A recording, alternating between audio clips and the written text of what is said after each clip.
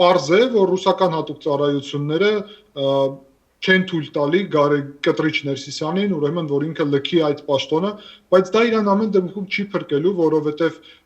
հայկական պետության որոշումը այնպիսի է, որ հիմա նույնիսկ նույն ռուսական հատուկ ծառայությունները շատ լավ հասկանում են, որ սա մեր ներքին գործն է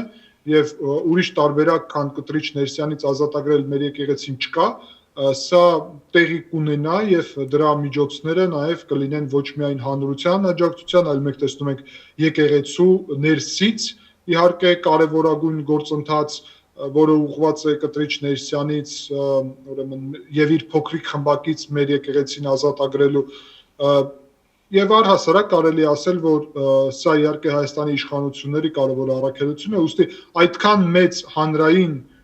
պետական եւ ներքին եկեղեցու պահանջ կա, որ անհնար է կտրիչ Ներսյանը կարողանա ուրեմն որևէ ձև դիմադրել այսպիսի լուրջ